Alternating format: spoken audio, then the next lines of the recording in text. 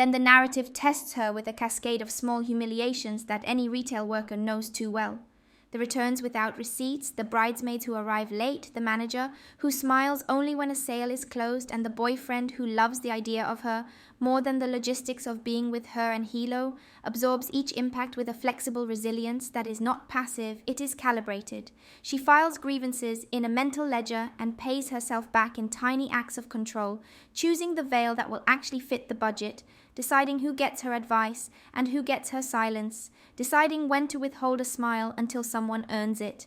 The series thrives on this microeconomy of affection. And for Hilo, it is a question of dignity, which the show frames in scenes that feel at once comic and bruised, like the day she tries to fix a mannequin while answering 3 phones, and an ex arrives with news that pretends to be good. We read in her face the algebra of hope cost and habit, and the scene refuses melodrama. It stays busy with pins and clips. And because her hands remain occupied, her heart cannot grandstand.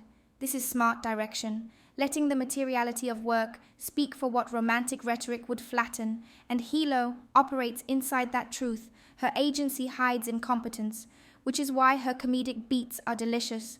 The muttered aside to a colleague, the politely lethal retort to a supplier, the mutinous rolling of eyes that never quite reaches the customer humor for her, is armor a way to reduce the space between what she thinks and what she can afford to say.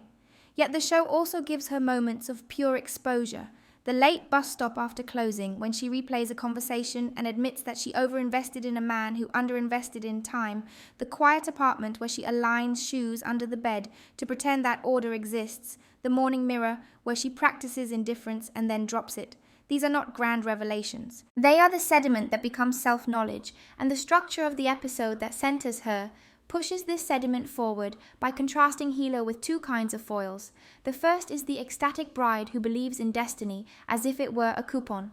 The second is the co-worker who has given up on any miracle that cannot be paid in cash between them.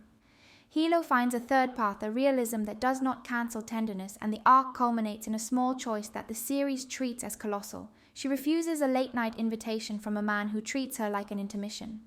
She goes home alone, she plays a radio show and eats pão de queijo while laughing at an absurd caller. Solitude here is not punishment, it is reprieve. And the closing scene at Jalma Noivas the next day confirms this pivot, when Hilo sells a dress to a woman who wants to feel strong rather than saved. Hilo recommends a cut that frees the shoulders. The symbolic language is generous but not heavy. She is literally giving someone a way to carry weight differently, and because Tapas and Beijos loves the poetry of the ordinary, it lets the episode end not with declarations, but with a small inventory ritual. The tagging gun clicks, the receipt printer hums, the door chime rings, and Hilo pauses just long enough to feel pride that costs nothing and changes everything. The episode uses color and rhythm to amplify this interior turn. The whites of the gowns stop overwhelming the frame and the palette warms around her. The camera lingers a beat longer on her reactions, and the jokes tilt towards solidarity rather than spectacle. In that modulation, the character becomes a thesis on how women are asked to be hilarious while holding the city together. A thesis the show writes in lace and ledger lines, and if we compare Hilo to other comic heroines who orbit retail counters, what sets her apart is not eccentricity, but calibration. Her eccentricities are derived from pressure, not from whim. She bends when she must and straightens when the seam is true, and the romance that waits for her is not the man who promises fireworks, but the life that promises continuity. The series respects that it lets her keep the tempo of her own growth, and the emotional payoff lands, because the writing never pretends that a new dress can fix a misfitted relationship. It only says that being fitted well can make a person remember what comfort feels like.